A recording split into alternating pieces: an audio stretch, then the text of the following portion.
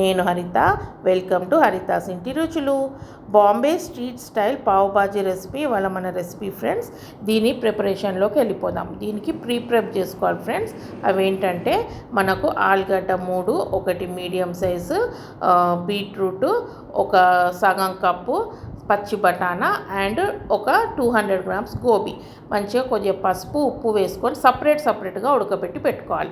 తర్వాత రెండోది వచ్చేసి మనము సన్నగా చాప్ చేసి పెట్టుకోవాలి. ఏంటంటే ఒక 3 టమాటోలు, ఒక బిగ్ సైజు క్యాప్సికము, ఒక బంచ్ అంతా కొత్తిమీర, ఒక 3 ఉల్లిగడ్డలు మంచిగా సన్నగా చాప్ చేసి వీటిని మంచిగా మనకు పెట్టుకోవాలి ఫ్రెండ్స్. పెట్టుకొని మనం దీనికి ఒక మసాలా చేసుకుందాం. ఆ మసాలా ప్రాసెస్లోకి వెళ్ళిపోదాం. పావ్ బాజీ మసాలా. దీనికి మనకు ఒక 3 టేబుల్ స్పూన్స్ అంతా ధనియాలు, ఒక 1 టీ స్పూన్ అంతా జీలకర్ర అండ్ ఒక 8 నుండి 9 లవంగాలు, చక్రీ పూలు ఒక 2, 3, 4 ఇలాచీలు, 2 ఇంచుల పట్ట, 5, 6 మసాలా ఆకు అండ్ 2 నుండి 3 ఒక 15 ఎండుమిర్చీలు, 2 స్పూన్ల సోంపు, ఒక చిన్న మన సొంటి డ్రై జింజర్, ఇవన్నీ వేసి ఒక 2 మినిట్స్ డ్రై రోస్ట్ చేసుకున్నాక ఇందులో మళ్ళీ ఒక టేబుల్ స్పూన్ అంత కసూరి మేతి వేసుకొని అది కూడా రోస్ట్ చేసుకొని ఒక ప్లేట్లోకి వేసుకోండి. ప్లేట్లోకి వేసుకొని చల్లారినాక మన గ్రైండర్ జార్లోకి వేసుకొని దీన్ని గ్రైండ్ చేశాక అందులో ఒక టీ స్పూన్ అంత పసుపు, ఒక టీ స్పూన్ అంత ఆమ్చూర్ పౌడర్, ఒక టీ స్పూన్ అంత బ్లాక్ సాల్ట్, ఒక హీంగ్, ఒక టీ స్పూన్ అంతా సాల్ట్ టేస్ట్ వేసుకొని ఇది కూడా మెత్తగా నూరి ఇది ఒక గ్లాస్ జార్లోకి వేసి పెట్టుకోండి ఫ్రెండ్స్. ఇది మంచిగా మీరు స్టోర్ చేసి పెట్టుకుంటే మీకు ఎక్కువ రోజుల దాకా కూడా ఫ్రెష్గా ఉంటుంది. తర్వాత ఒక ఎల్లిపాయని ఒలిచి అందులో వాటర్ వేసి అది పేస్ట్ చేసి పెట్టుకోండి. తర్వాత ఒక 15 నుండి 16 ఎండుమిర్చి ఇత్తులు తీసేసి నానబెట్టింది అది కూడా పేస్ట్ చేసి పెట్టుకోండి వాటర్ వేసి. చూడండి. తర్వాత ఒక 3-4 పచ్చిమిర్చి కూడా పేస్ట్ చేసి పెట్టుకొని ఒక ఫ్లాట్ ఉన్న పెంకలోకి మంచిగా బటరు మంచిగా అంతా వేసి ఉల్లిగడ్డ, మనం కట్ చేసి పెట్టుకున్న క్యాప్సికము, ఉడకబెట్టి పెట్టుకున్న ఆలుగడ్డ, కట్ చేసి పెట్టుకున్న టమాటో అండ్ ఉడకబెట్టి పెట్టుకున్న గోబీ అండ్ మనకు బఠానీ, ఉడకబెట్టి పెట్టుకున్న బీట్రూట్ వేసి మంచిగా కొత్తిమీర కూడా కట్ చేసి పెట్టింది వేసుకొని దీన్ని బాగా మెత్తగా అయ్యేలాగా మనము స్పూన్తో స్మాషర్ ఉంటే దాంతో మంచిగా నొక్కుతూ సాఫ్ట్ చేసుకున్న తర్వాత మీకు ఈ గిన్నె కొద్దిగా సరిపోదంటే వేరే ప్యాన్లోకి ట్రాన్స్ఫర్ చేసుకొని కానీ ఫ్లాట్ ఉంటే మంచిగా స్మాష్ అవుతుంది ఫ్రెండ్స్.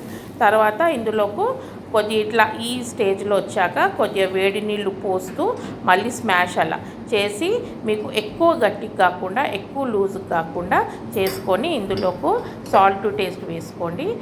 మన పావ్ బాజీ మసాలా 2 టేబుల్ స్పూన్స్, ఒక టేబుల్ స్పూన్ అంతా కారము, ఒక టీ స్పూన్ అంత పసుపు, ఒక టీ స్పూన్ అంత జీరా, ఒక టీ స్పూన్ అంత ధనియాల పొడి, కసూరి మేతి, 2 టీ స్పూన్లంతా మనం చేసుకొని పెట్టుకున్న గ్రీన్ చిల్లీ పేస్ట్ వేసేసుకొని దీన్ని మంచిగా స్మాష్ చేసుకున్నాక 5 నుండి 6 టేబుల్ స్పూన్స్ అంతా మనం చేసి పెట్టుకున్న ఎండుమిర్చి పేస్ట్ కూడా వేసుకొని ఇందులోకి ఒక 3 టేబుల్ స్పూన్స్ అంతా మనం చేసి పెట్టుకున్న ఎల్లిపాయ పేస్ట్ కూడా వేసుకొని మంచిగా దీన్ని స్మాష్ చేయండి. స్పూన్తో స్మాష్ చేసి కలుపుతూ ఉన్నారంటే ఇది కొంచెం ప్రాసెస్ ఎక్కువ ఫ్రెండ్స్, కానీ ఒక్కసారి చేసుకున్నారంటే ఎంతో టేస్టీగా డెలీషియస్గా ఉంటుంది. చేసుకొని అది అవుతూ ఉన్నప్పుడు పక్కకు ఒక తాలిపించుకుందాం. అదేంటంటే ఒక గిన్నెలోకి ఒక 2 to 3 టేబుల్ స్పూన్స్ అంతా బటర్ అన్న నెయ్యి అన్న వేసి మనం చేసి పెట్టుకున్న కారం పేస్ట్ ఒక 4 టీ స్పూన్లు వేసి మనం ఎల్లిపాయ పేస్ట్ ఒక 3 టీ స్పూన్లు వేసి ఒక టీ స్పూన్ అంతా మన పావ్ బాజీ మసాలా వేసి ఒక టీ స్పూన్ అంతా జీరా వేసి మంచిగా పౌడర్ వేసి మంచిగా దాన్ని కలిపి అది కూడా ఈ పేస్ట్ మనం పావ్ బాజీది ఉంది కదా అందులోకి వేసేయండి. వేసి మంచిగా కలుపుకొని ఒకసారి టేస్ట్ చూసుకోండి ఫ్రెండ్స్. సాల్ట్ తక్కువ ఉంటే సాల్ట్ వేసుకోండి. చూడండి ఇలా కన్సిస్టెన్స్గా కావాలి. ఎలా అంటే మనకు నూరుకున్న పచ్చళ్ళలోకి గ్రైండింగ్ చేసిన పచ్చళ్ళలోకి ఎట్లా ఫరక్ ఉంటుందో ఇది కూడా అట్లాగే మనకు కొద్దిగా మంచిగా నూరుకున్న టైప్లో మనం స్మాష్ చేసుకోవాలి. తర్వాత ఇందులోకి మంచిగా అంతా కొత్తిమీర వేసి మంచిగా బటర్ వేసి నిమ్మకాయ జ్యూస్ వేసేసి పక్కకు పెట్టేసుకుంటే ఇది మన పావు బాజీ రెడీ ఫ్రెండ్స్. మనం చట్నీ చేసుకుందాం. ఇందులో నూనె పోసి మిగిలిన పేస్ట్ అంతా వేసేసేయండి.